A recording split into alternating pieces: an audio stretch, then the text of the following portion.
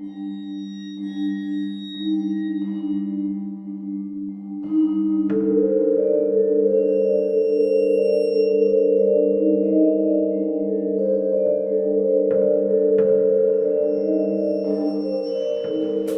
hello, and welcome to Al Dente Wigamotus. I'm Review Cultist. And I'm Mikey. The E stands for evil. And we're here to discuss those internet stories most creepy and most pasta, and be critically silly doing it. Tonight we have Watchers and The Watchers. Two separate stories, different authors. So, for those of you just tuning in, you know the stick. Creepypastas are short internet stories. Go Google it. And yes, we are doing Watchers and The Watchers. So Watchers was a creepypasta that came out on creepypasta.wikia around 2011 by either Poemygoodness or Poemygoodness, depending on how you read the name. And you can't find a reading of it online. Oh, okay.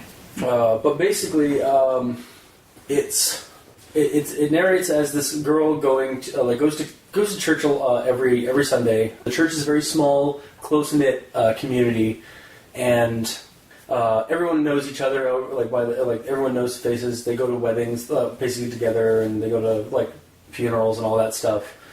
Very close community. So it was weird to her when this man started showing up in the back, and nobody seemed to be acknowledging them. And even when newcomers come into the church, the preacher man would actually take a note of it and so that. But he never did it for this old man. So she would ask about it, and the preacher guy said, I don't see him now, but I'll make sure to make a note of it next time I see him. And at some point, the girl decides to go sit beside the old man, because he pops in every Sunday after a while. And so she goes and visits, sits down beside him after telling her mom. Her mom's just like, all right, no problem, yeah, okay. And she goes and sits beside him, and while the sermons and all that are going on, she just gets this weird feeling off of him as she looks at him, and he's just a gaunt old man. And every time when she goes to try to talk to him, after the sermons and stuff like that, he's gone, and he never really he just appears at the far pew. You never see him enter or leave the church.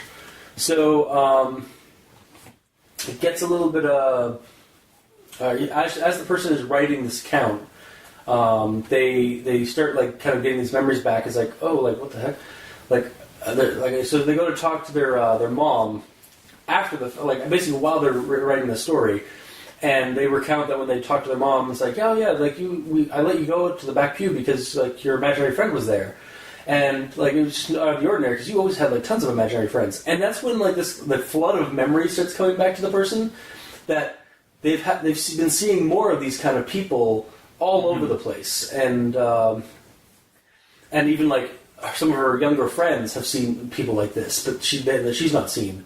And they're just these watchers, these people that just roam around, that just move around the world, around these people, and everyone they go about unnoticed except for children. And now recalling it, she wonders if these are basically the ghosts, residual ghosts of the past, existing in a world that has forgotten them. Mm-hmm. And it's kind of and it kind of ends there, with basically this speculation that of basically a theory on ghosts. Yeah. Or what these watchers are, and yeah, that's basically the story in a nutshell. It's a very short pasta. It's only about a page and a half. Yeah, and the last paragraph is the majority of it's just questions. Yeah. That the protagonist has, which sort of adds to speculation, but. Yeah, but then it just ends. It just ends, yeah. So, do we want to do thoughts on this one first, and then we'll go into the load? Okay. Yeah. So, my thoughts for this one, I actually start with a quote. So, I've got this. You got it? It starts off, I got the sentence before it so that it makes some sense. Okay, cool. I couldn't explain the appearance of the man, and when I tried, I was brushed off as if he was a guest that was simply overlooked. But he wasn't, because he came almost every week. So the problem there is that it's a sentence that begins with "but" and then yeah, and has "because" and it's all the really hard to like the whole "he" there. Yeah, just throws it off. Yeah, that's actually not my note on it though. That is a note now on it, but my note on it was but he wasn't because he came almost every week. He brought a strange feeling to the room. I never saw him exit or enter, but he was always unfailingly there. So that's a little bit contradictory, because he's like, he was there almost every week, and then he was unfailingly there. Yeah, that's kind of that was my comment on that. It was just it's a little like he was always there, except when he wasn't. Well, I wonder if they're trying to portray the feeling of him being there, whether he's there or not. Oh, like the feeling itself, like that vibe that he gives off. Yeah, I'm wondering that, but again, it's not really explained other than the contradictoriness that you just pointed out. Yeah. Here's another one. She looked at me strangely as I explained to her I'd be sitting next to the man in the last pew, though she shrugged and allowed it. Okay. I know it explains later that the mom didn't see the man and figured out that it was just a pretend friend. But at this point, we don't know that, and so it's a little weird. It's like, why would you let your child go sit beside a complete stranger? Well, it's in a safe setting. It's in church. I guess, yeah. Like, I don't know. In any other setting, you'd be like, but because it's in church, yeah, like that's like it's a safe place, you know. Yeah. So nothing's really gonna hurt a kid in church unless you go into the whole altar boy scenarios that happen. But as far as the story goes, that's not the case. It's not the case. And then another quote is, I remember Sarah, who lived under the floorboards. Angel, who only my younger neighbor could see. Okay, naming them and having them in places they shouldn't actually be is actually kind of creepy to me. Like, when I was reading that, like, this part of the set, I was like, it's like, Sarah, who lived under the floorboards. Like, I just got that kind of creepy, like, I could visualize this, like, creepy little girl or, like, woman, like, under your floorboards. Kind of like, that would be kind of unnerving to notice that. Also, wait, so then how did you know? Okay, I guess we can assume that she remembered being told by the younger neighbor, or by this younger spooky Steve, that there was like this weird, like, that they saw somebody that she couldn't see or something like that. Yeah. Also, you're giving the shadow ghost people names now. Give the living kids a name. Yeah, yeah. Because I had to come up with Spooky. I had to use Spooky Steve again for a name. Well, and the interesting thing there is, I wonder if those examples that she got from the neighbor are actually imaginary friends. Yeah. And not these ghost apparitions. Yeah, they're just, it's just like, the kid is just, just has, that one has a rampant imagination. This one, well, that's the thing, like, that's kind of the nature when it comes to, like, using like, thinking about, like, pretend friends and stuff like that, like, or, like, imaginary friends, is it just, like an imaginary friend that somebody's pretending to have a friend with? Or is it actually some kind of ghost thing? Like, in horror movies, you never know, or horror stories, you never know. Yeah. That's why they get used in a lot of horror stories. It's like, oh, yeah, the kid always played with little Timmy, and then it turns out little Timmy was actually a ghost or demon thing that no one else could see except for the kid. And then we get my last quote, basically, and note on it. People wandering, watching over us, and showing themselves to a seldom view, taking up space in a world that refuses to acknowledge them. this and like the ending of the story. I like the concept of imaginary people, residual ghosts. Like this concept in particular, like how it's introduced in the story. But I feel there should be more here. You have woken up the person that's like who's writing the story has been woken back up to this insight of these things. There could be some ramifications as a result of that. What happens when an adult starts seeing the imaginary friends again? What are the where their rational but less fragile minds are introduced to like something fantastical or supernatural? This could get even creepier if it just feels like the story kind of just stopped when it was getting good. Like the potential was there, but but then it just ends. So it's like it was more just like a speculation thing where you could use this as like the preset for a creepier story of like, again, the person starts seeing ghosts again. Like I guess it would be like Stir of Echoes, the horror movie with Kevin Bacon, where he gets hypnotized and somebody starts seeing ghosts, and then you realize that his kid has been seeing ghosts the whole time. Like when he's like talking to people or like saying things and stuff, or like saying that he sees things that nobody else says, and people just think it's an imaginary thing. You realize that like during the movie, that since Kevin Bacon has been hypnotized, basically something unlocked in his brain to start seeing ghosts, the kid has started seeing ghosts as well. Has been seeing ghosts the whole time as well. It's just one of those things where it's just like the story could have gotten really good, or it could have been really good right now, and it's kind of just fallen now because it ends. Yeah. So that's the end of your notes? That's the end of my notes for that one. My notes on this one are basically, well, we've already gone over the one sentence that I really didn't like. But the key story about kids having imaginary friends end up being ghosts is actually a common story. Yeah.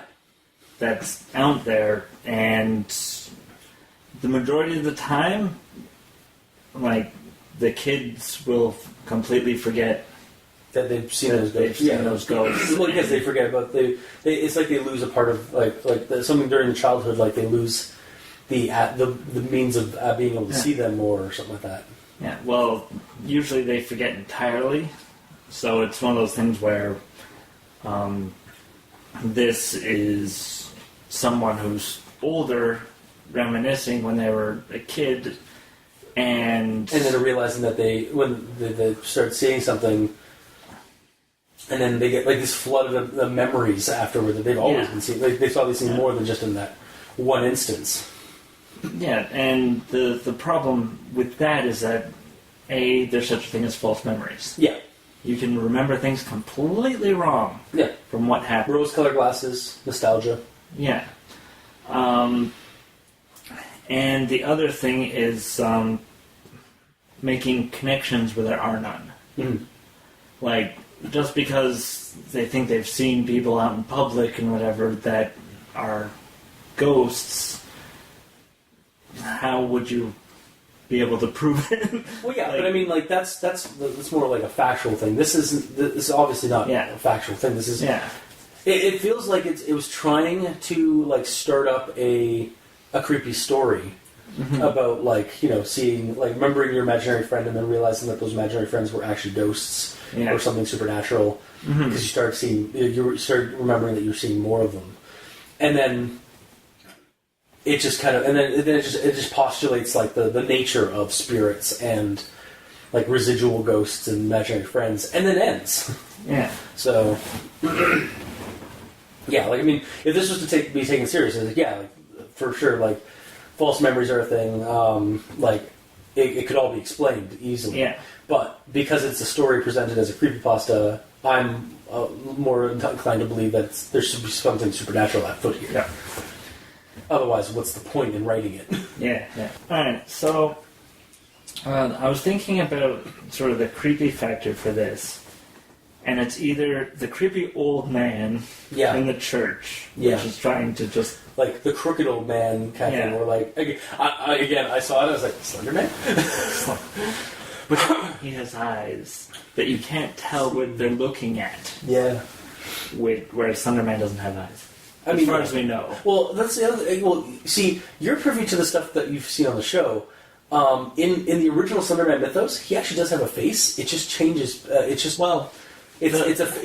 always changes depending on the person. Well, the way I view Slenderman is that his face is a face that we can't comprehend. That's why it's blank. Yeah. Which I think was like the first creepypasta that I read that had Slenderman in it, did it that way. Was that the one? Yeah, I think it was the rain one or something like that. Yeah, it was when it was raining. And it was like we joked that it was Justin Bieber.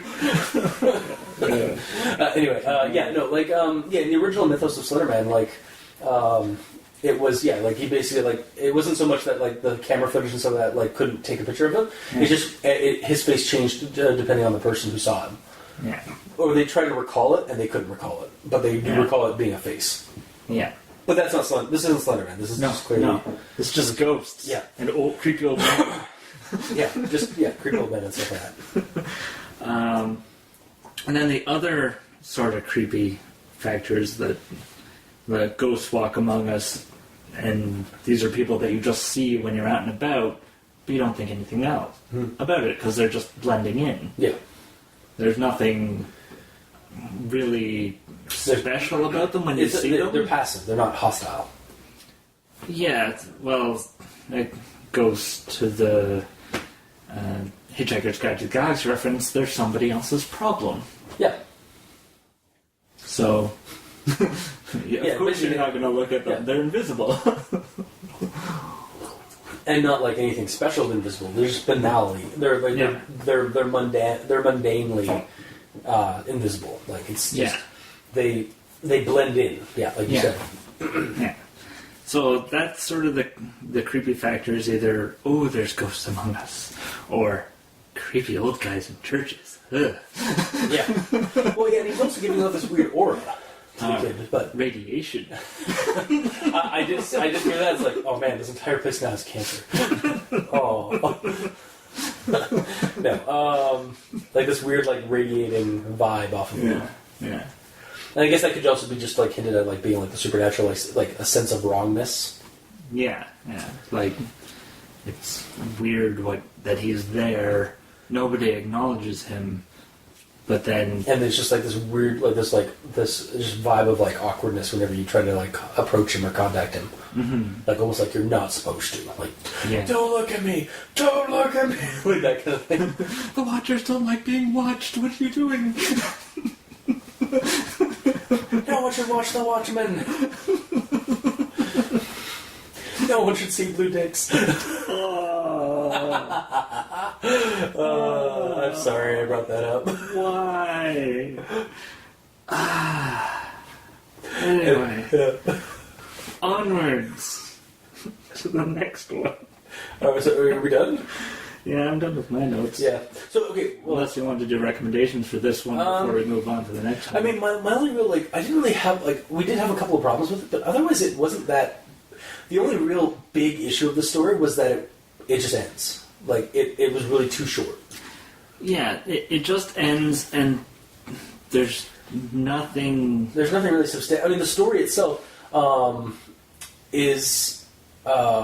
It's okay, in terms of the story, just a quick story, but there could be so much more fleshed out here. Yeah. Also, I was kind of reminded reading it of Candle Cove, because that in that whole thing of reminiscing on an old, and maybe it's just it's another creepypasta trope that is mutated and evolved in the creepypasta community, but just that reminiscing on an old memory, then talking to your mom or parent about the said memory, and then them explaining something that basically is a revelation, like sparks a revelation of the memory, and makes it a little bit more creepy.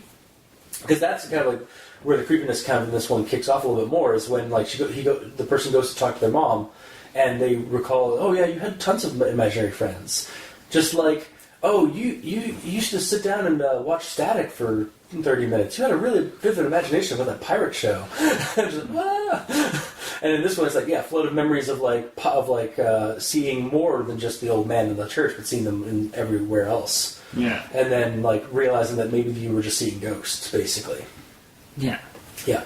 But again, and then and then it ends. Like, I feel like it would be really cool if like the person just like so now that the person has like admitted this and been awakened back to those memories, now they're going to start seeing them again, and maybe this time they won't be so they won't be so passive because they aren't a child anymore.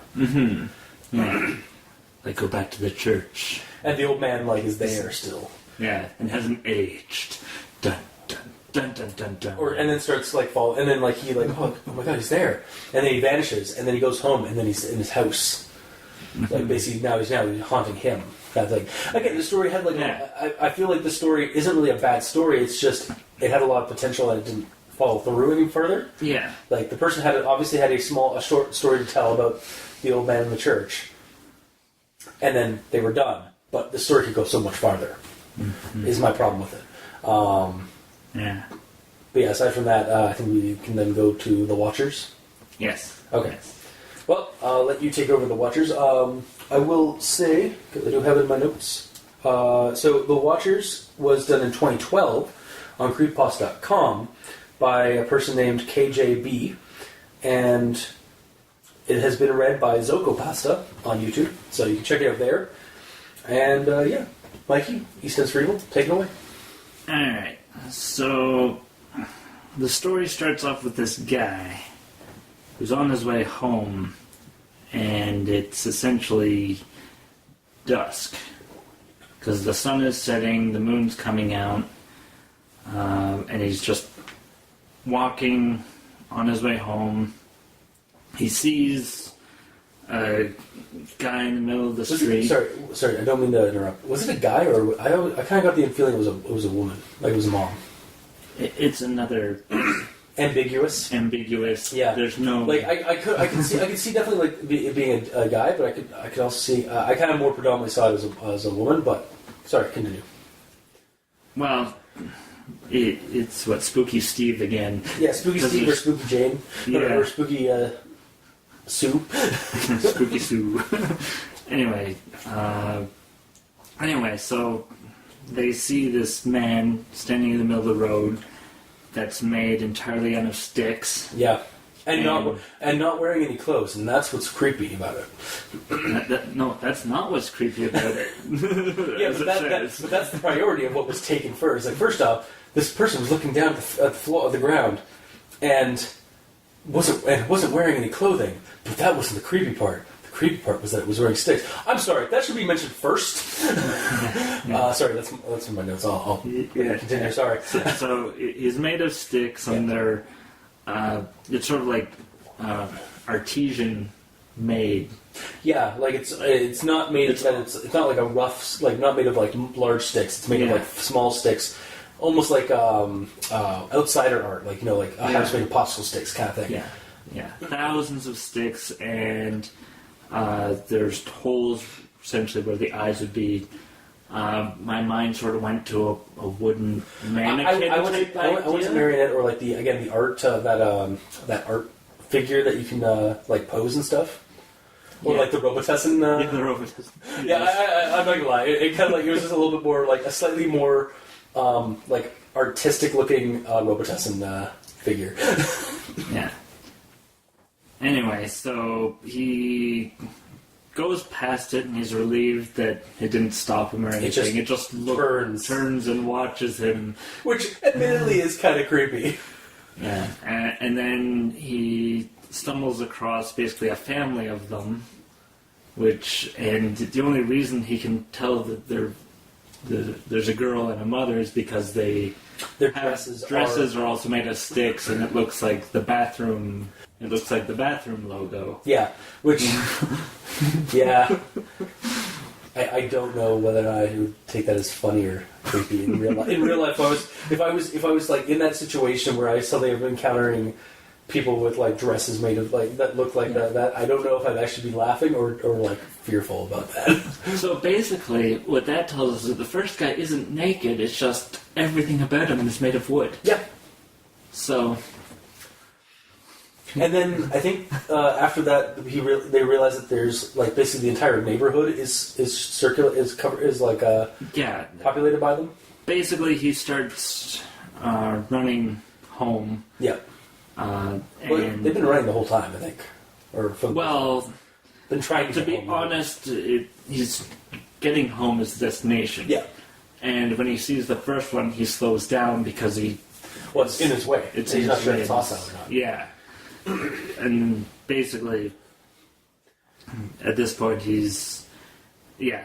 basically they were everywhere in driveways, standing in the road, walking up and down the street. Yeah. They're everywhere at this point. And he's going, and eventually he gets to his house, and there's one standing in the doorway, or in front of the door, and it stops him. Yeah.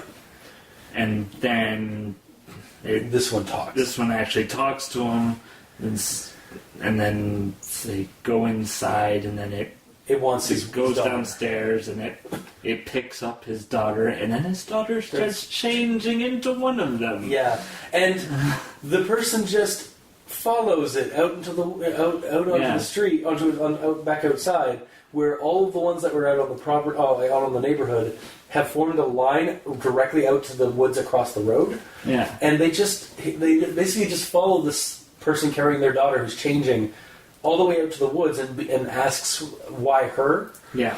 And the response was, she was alone.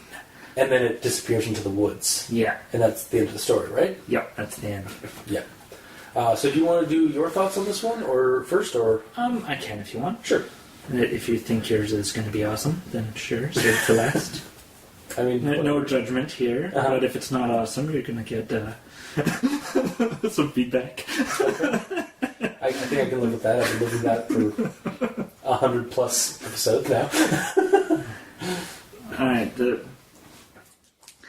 the first thought that came to mind is that this one actually works as a sequel to the fairy one that we did. Yeah, I can see that. If the tree of or the King of Trees. King of Trees, yeah.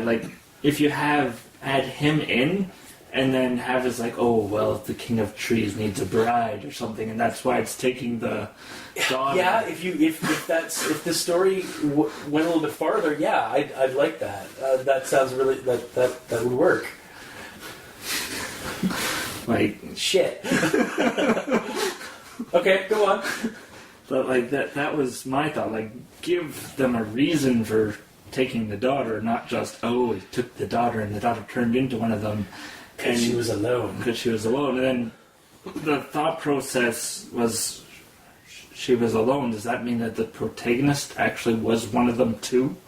Oh, maybe. I don't know. It's... My problem with the story is that we don't get a lot of explanation as to why they're running home. Mm-hmm.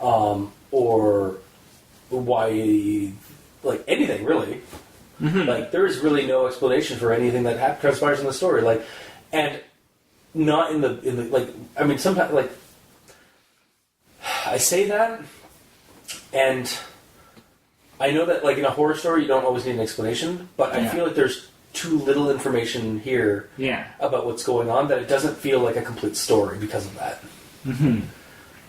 But, sorry, continue. We'll get back to that in my notes. Yes. The issue I had with this was at the beginning, where it basically explains the transition from day to night and his eyes having to adjust. Yeah. Because you're already outside, your eyes have already adjusted to the natural light. Yes, the sun goes down, the moon comes up, but your eyes already adjusted, and are there not street lamps? That's my notes on that. I actually have that in my notes. Because it says the light, he had to adjust his lights because it was his subdivision was dark or something like that. And I was like, I know some older parts of my subdivision don't have street lights, but most neighborhoods do have street lights. Where are those? Yeah. So.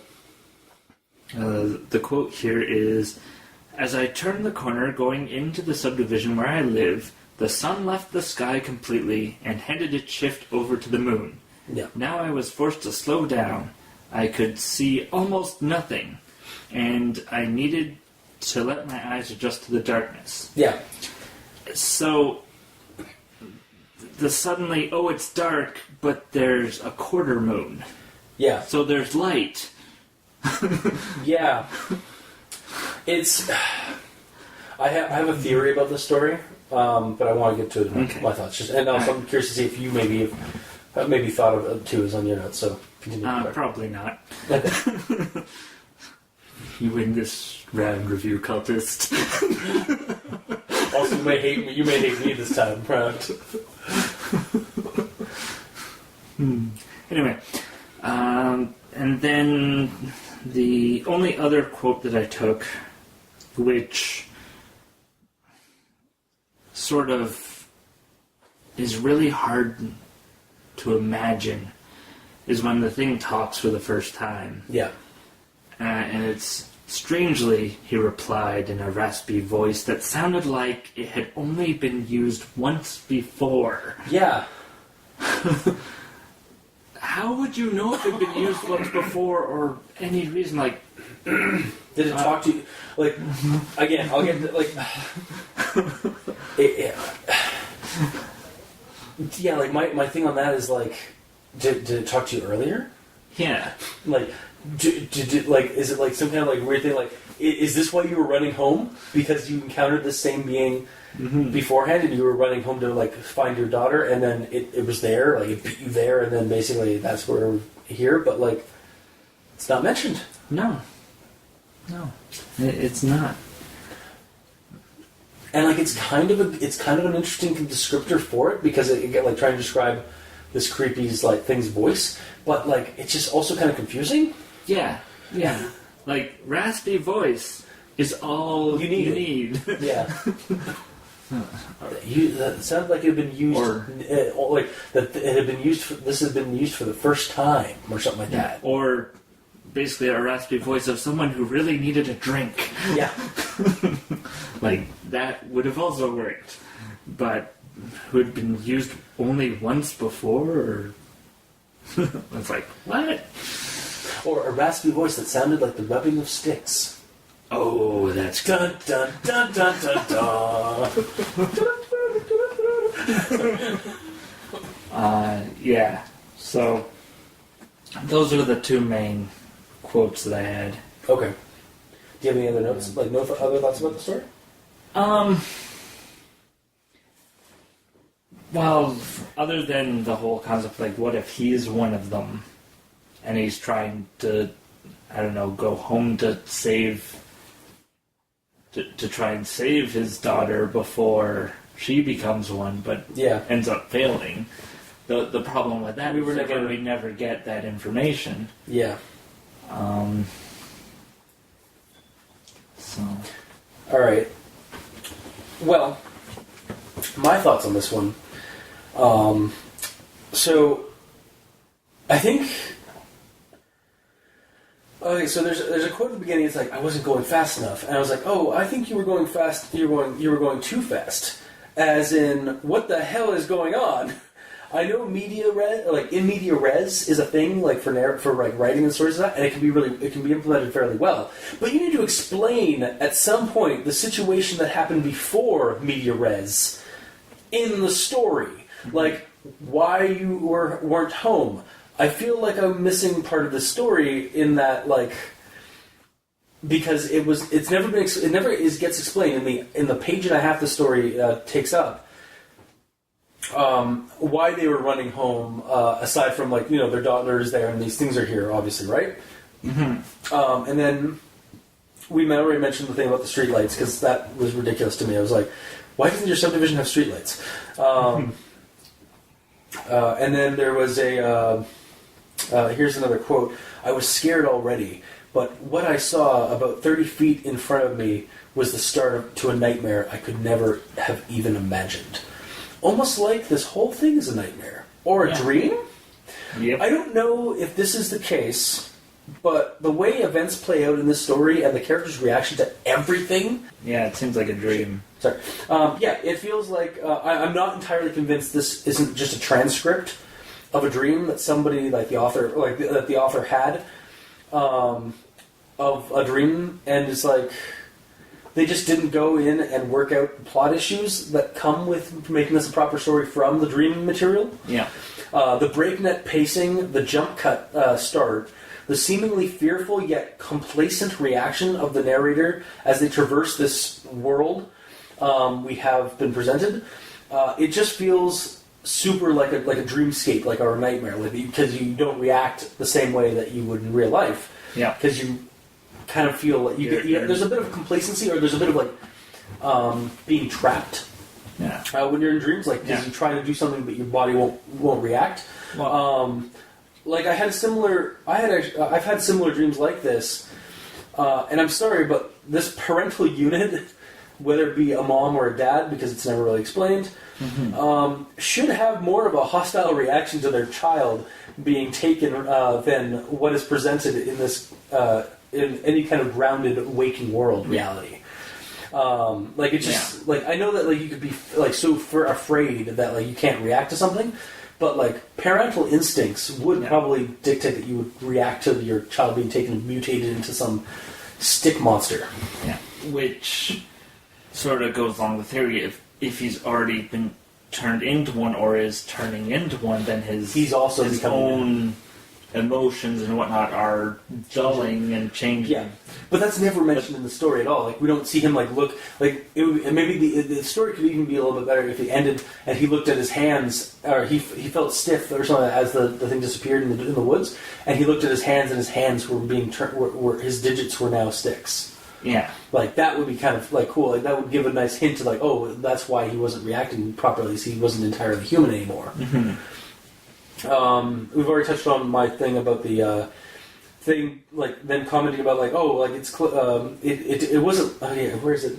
Standing in the middle of the road was what looked like a man staring straight at the ground. Once I got closer, I discovered the man had almost nothing in common with me. He wasn't wearing clothes, but that wasn't the strange part. It appeared he was made of sticks. Oh, is that all? Well, I'm glad that you held off explaining this man was made of sticks, and the fact that it had no clothes was the priority of the strangeness, or was your introductory to the strangeness of it. It just felt like sticks would have taken more priority on like what this thing was. I didn't really need to know that it wasn't clothed once it was it was made of sticks. Yeah. I could tell. Here's another quote. Actually, this one's I guess this might be a grammar Nazi thing. I could tell they were not men because were wearing dresses. They should be between because and were. Instead of They should be not men because they were wearing dresses. The dresses were rigged, reminded me of a woman that symbolizes a woman's restroom. And then like my reaction to that was like, I honestly don't know if that would be comical to me or creepy in real life if I was presented with that situation. Well, it's essentially a stick woman. Yeah, but I mean, like, again, like animated stick people, like, and they resemble like the Robitussin person or again like a 3D version of the silhouettes that you see in on washroom doors and stuff like that. Mm-hmm. Yeah, I don't know if I'd probably be still like pretty creeped out by this whole endeavor. Yeah. And then we have they were everywhere.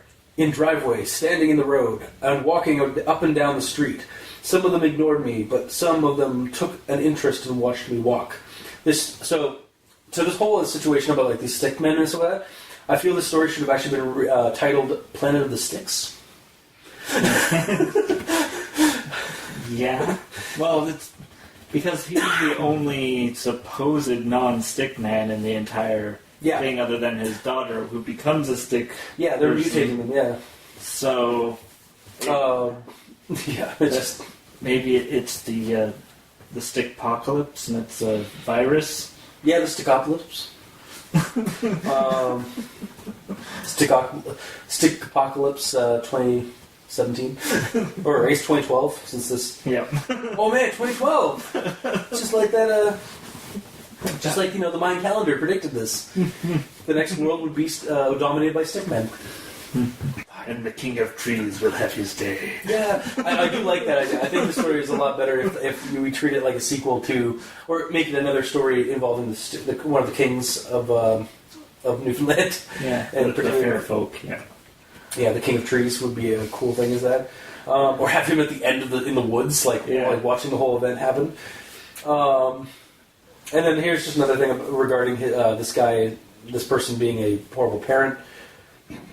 Basically, I just commented about them being a horrible parent. Just like, maybe it was because of fear. Maybe I knew I couldn't stop him, but for whatever reason, I let the watcher walk right out of my house with her. Yeah, you're a horrible parent. Yeah, and then basically at the very end, this all would be creepier if I wasn't left a little confused, more than a little confused about the state of the world. It doesn't even have to be all that long involved. Just give us some inkling about whether or not these things are a known phenomenon or faction in your world, or if something prior to the story tipped you off that they were going for your house. Something like the story just dumps us into the deep end and expects us to swim. In terms of like figuring out the narrative and stuff like that, like the ending, like he's just like, why were you? Why her? She was alone, and then they vanish, and they like, where's everybody else in your neighborhood? Are these all your neighbors? Yeah, have they all been turned into stickmen? Were they all alone? For me, like I kind of filled in, like, again, because it feels like it's almost like a dream sequence. Because like the way like the characters like traversing through this dream or this world, like trying to get home, it feels like a dreamscape where like they just kind of react to things that are happening around them in this weird, like, nonsensical, logical simulacrum of their own world or their waking world, and dealing with like the nightmares there. But it, like, I kind of filled in at the beginning, like, okay, well, what if, like to make the story, to give us like some insight, like, what if you, like, I was over at a friend's house and a couple like just down the road from my subdivision, and we were on the bar, like we were having a barbecue or something like that at night. We were drinking some beers, and then we saw one of these stick men, like the guy, the one that talked, appear in like from the woods, and basically just like start saying something. Or like isolated him, like while he was like he went to go take a whiz or something out by the trees or something like that, and it was there. It's like, we're here for your daughter, and then he just vanished. And it's like, shit, and then he had to run back home, right? But like we don't get any of that. Like it's just they're running to their subdivision to try and get to their daughter because these things are after his daughter. But like we don't know any of that until the very end, and we have no idea where he came from, why he wasn't at home, like. I need more information. I want more information here. Your whole intro just seemed more comical to me because it's like going to piss in the woods, and then the guy saying, "You're pissing on my foot." I'll take your daughter. Yeah, there we go. Yeah, that's why. That's the whole reason. You're pissed on my daughter. I'll piss it. I'll take your daughter. It's just, like it's a good. There's bones here for a cool story, but it needs to be fleshed out. There needs to be some things like reworked in there, because it just doesn't feel like an actual like a coherent story. Yeah, it just feels long. Like to me, like this entire story has felt like I'm just reading somebody's dream. Yeah. Like a dream they had, and they're recalling it, and then they're not putting any effort into trying to fix any of the plot holes that are obviously created there. Mm-hmm. But yeah, that's basically my comments and thoughts on it. Do you have anything else, or before we do recommendations for both stories? No, I have nothing else. Okay, so recommendations then, I guess, for watchers. I want to recommend it, but I really can't right now. Like, if it was a little bit longer, or if there's something more there, like it's a good start to me. Yeah. Like, I found Watchers was actually a good start. There wasn't a whole lot for me to really pick at. I just want there to be more. Like, have something more, like, ramifications happen, because, like, otherwise it's just it just ends. So I really can't, like, tentatively recommend it in that for somebody to read it, or like even the author to read it again and like add some more to it, like add some more meat onto those bones. Otherwise, I can't really recommend it because it's not really a full story. It doesn't even really work well as a micropasta because it would be a good spark for somebody to read it and like, oh, I'm going to take some ideas from this and like make my own story like that. It follows some common creepypasta tropes, like I said, with the whole memory being jogged about something horrible that happened, or something more horrifying when they talk to their parental unit or their like somebody from their past kind of thing. But yeah, other than that, there's not a whole lot there, so it's just kind of meh right now. But it could be better, or it could be more. There could be more to it. So I tentatively recommend Watchers. Mikey? I don't recommend it, just because, I mean, it is a very basic ghost story. I'm sure you can find a better one, or even talk to your neighbors, and they might be able to tell you a better one that is along the same lines, even. Because I know for a fact that when my old landlord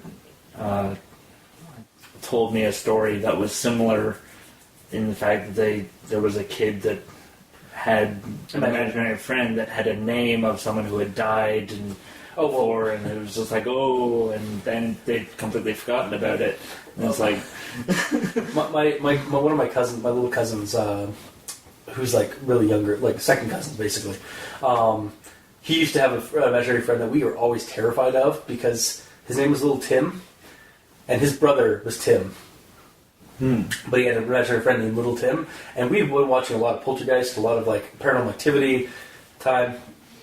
So we're just like, is Little Tim actually that, or is that Toby? But yeah, so it was just like, whenever he talked about Little Timmy, it was just like, Rectus Dominus. Like, just like that creepy like music would start playing in my head. I was just like, oh, gee, we're just gonna, that's nice, kiddo. Yeah. So, yeah, and then, but yeah, like as it is right now, like it's really nothing special. Yeah, there's nothing that sets it apart from the Ghost Next Door. Yeah. So, yeah. With the Watchers, with your suggestion of it being like making it a sequel to the Fair or making it a story about the King of Trees and like taking a child, so basically changeling style, like as fairy folk tend to do. I like that idea. As the story is actually written, I can't really recommend it because it's really just a dream. It's somebody's transcription of their own dream to me. So, and it's the logical fallacies that aren't there, or like the logical issues that aren't there, aren't fixed in the story because of the nature of dreams. Mm-hmm. It's really hard for me to like I'm making up my own like plot to try and like make sense of it. Yeah. So as it is, I can't really recommend it unless something gets fixed it, or unless somebody takes it and like improves upon it. Mm-hmm. So as it is, I won't recommend it. Mm-hmm. But if it was, again, somebody was to take it, or even the author was to take it and write take our suggestions, or like just look at it and like try and fix those things, maybe I could recommend it. But right now, I can't. Mm-hmm. So. Yeah, my recommendation for the Watchers is yes for the visualizations, because I feel the story had a lot more like visualizations of the whole creepy stick man. Yeah, the guy actually moving and getting eventually to his home. Yeah, no, the visual. It's the visualizations. Like, if you take them apart and disregard the plot, they're all right. Yeah, no, I like the monsters. Like, I like the idea of the idea surrounding the monsters. I need more information. You just need more explanation. Yeah, I need more detail. Like, and like, not that like, I need everything explained. No, I just need like some essential information that isn't in the story. Like, why is this guy like you put this guy like you start this guy in media res, like he's running home or he's trying to get home, but we aren't nothing is explained as to why he's running. Like we don't know that it's because he's going for his daughter until the very end of the story, and even then, like nothing else is explained about like the world he lives in. Yeah. Like I need a little bit more information about like the surrounding. I need more context. Is really what it is. Yeah. Because otherwise, it's just not going to work. So you'd actually recommend it then for the visuals. You know what you're getting into because it is a creepypasta. Yeah, it's not going to have the best of plots, but it does have the visuals. I mean it's very like rough to me for this one. And like it could be better. Yeah, like but then that's this issue with a lot of the ones that we run into. But this, when you compare the Watchers to Watchers, the Watchers has more. That's interesting. That's creepy. Yeah, like I found Watchers was a little like I think the thing with Watchers is that it doesn't take too many risks in terms of like what it does. That's its problem is it's kind of like meh. But and it stops, but you could have kept going and gone so much more. I saw the potential in it. This one, there's a lot more here than in Watchers, but it's very rough the way it's done, and I feel like it needs to be more refined. So ultimately, you'd like tangentially recommend the Watchers because of the concepts in it versus the plot. How have the roles been reversed today? Jesus. Yeah, like how am I the one looking into the story from more of a narrative? Okay. Yeah. All right. So you tangentially recommend it. I'll tangentially don't recommend the Watchers just because while I like the creatures in it, I like the core of it. I want there to be there needs to be more refined to it. Yeah. To actually be like worth really reading again. Mm-hmm. And like if somebody's out there listening to us, if the author's there listening to us and takes our like comments to heart, like you have some good like core stuff here. You just need to refine what you wrote. Yeah. And I mean these were posted on 2012 and some of that, so it's like 5 years. But who knows? The person might be still listening. Mm-hmm. So yeah. Those I guess that's our recommendations. Yep. So if you like what you heard, or if you didn't, leave us a comment in the comment section below where this gets posted. We're on Kiwi6, Facebook, YouTube, Tumblr. We're also on iTunes, so leave us a review and rating. Let us know how we're doing. We're both on Twitter. Mikey is at the E stands for evil. I'm at Review Cultist. You can also send us an email at aldenterigamortis@gmail.com. That's ALDNTERIGAMORTIS@gmail.com, where you can leave us suggestions for other creepypastas you'd like us to discuss on the show. And if you'd like, you can also check out the title cards for each episode on the YouTube channel or on Tumblr at crazonstudios.tumblr.com. And if you're feeling generous, you can support the show by going to Patreon and looking up Al Dente Rigor Mortis. We have backer tiers for behind-the-scenes content, special episodes, and early access. So, until next time, I have been your host, Review Cultist. And I'm Mikey. The E stands for evil. And this has been Al Dente Rigor Mortis. Sleep well.